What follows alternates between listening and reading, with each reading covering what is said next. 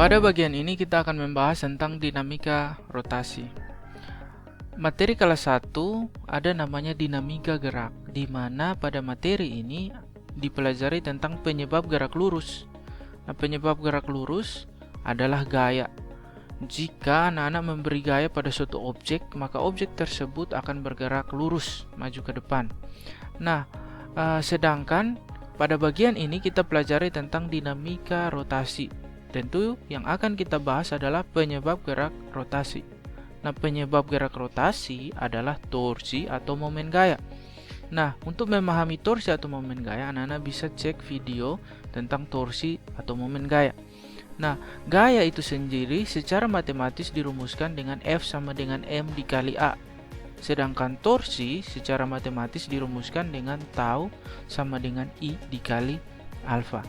Nah, F itu dari force, oke? Sedangkan analoginya ini pada gerak translasi, sedangkan pada gerak rotasi tau, oke?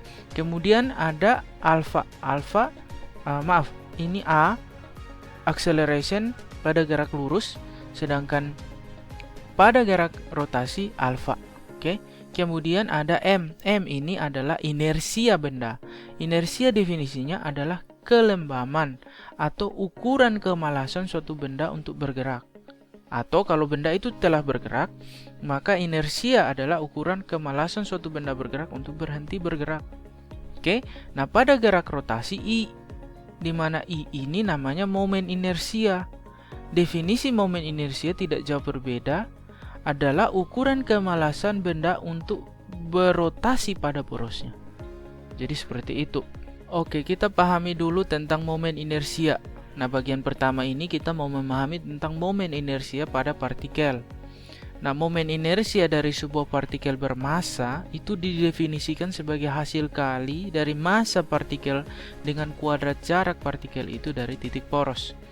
Jadi, kalau ini adalah sebuah partikel, dia sedang berotasi pada poros ini, maka momen inersia dari partikel ini adalah massa dari partikel ini dikali dengan kuadrat jarak dari poros dari ini, R. Oke, kuadrat jaraknya. Ini adalah persamaan dasar untuk momen inersia. Nah, kalau terdapat suatu sistem partikel di mana terdiri dari beberapa partikel dengan massa berbeda-beda. Contoh ini adalah partikel 1 dengan massa dari poros putarnya di O adalah R1, partikel kedua dengan massa M2, jaraknya R2 dari poros, kemudian sama dengan M3 dan M4 dengan jaraknya masing-masing R3 dan R4 dari poros putar. Nah, untuk keadaan susunan sistem partikel seperti ini, anak-anak kita bisa hitung momen inersia total dengan menggunakan persamaan ini, sigma M R kuadrat, atau sigma artinya jumlah, sehingga jumlah dari semua momen inersia masing-masing partikel. Jadi M1 R1 kuadrat tambah M2 R2 kuadrat tambah M3 R3 kuadrat sampai seluruh jumlah partikel itu terhitung. Oke, ini untuk momen inersia pada partikel. Nah, untuk momen inersia pada suatu benda tegar, di mana benda tegar definisinya adalah benda yang tidak mudah berubah bentuk kalau dikenai gaya. Jadi misalnya batang ini dikenai gaya, batang ini tidak berubah. Yang terjadi pada batang ini saat dikenai gaya mungkin dia hanya berputar atau dia bergerak lurus. Nah, karena kita bahas tentang benda berotasi, maka kalau kita kenai gaya pada benda ini, maka benda ini akan berotasi.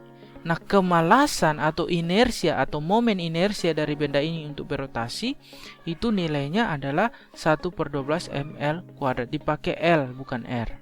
Oke, sedangkan momen inersia misalnya untuk papan ini adalah 1/2 M dikali lebar dikali panjang dari papan itu, sama prinsipnya. Kemudian momen inersia dari silinder pejal ada 1/2 mr kuadrat.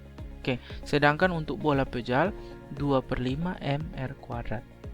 Sedangkan bola berongga atau bola tipis itu 2/3 mr². Jadi anak-anak bisa menggunakan data-data ini untuk menghitung besarnya momen inersia dari benda tegar. Oke?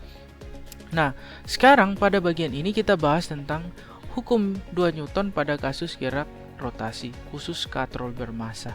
Nah, katrol ini unik anak-anak karena pada katrol ini terjadi 2 jenis gerak, yaitu gerak translasi. Yang menyebabkan gerak translasi atau gerak lurus adalah F sama dengan M dikali A. Gerak translasi yang mana? Gerak translasi misalnya ada beban di sini, ya. Misalnya ada beban ember di sini. Di kedua ujung talinya ada ember, maka gerak translasi adalah gerak lurus ke atas atau gerak lurus ke bawah dari beban-beban ini. Yang kedua, jenis gerak kedua adalah gerak rotasi, di mana gerak rotasi ini penyebabnya adalah momen gaya tadi. Penyebab gerak translasi atau gerak lurus adalah gaya. Persamaannya sigma F sama M kali A. Sedangkan penyebab gerak rotasi, di mana gerak rotasi ini adalah gerak dari katrol ini pada porosnya ini. Penyebabnya adalah momen gaya. Sigma tau sama dengan I dikali alfa.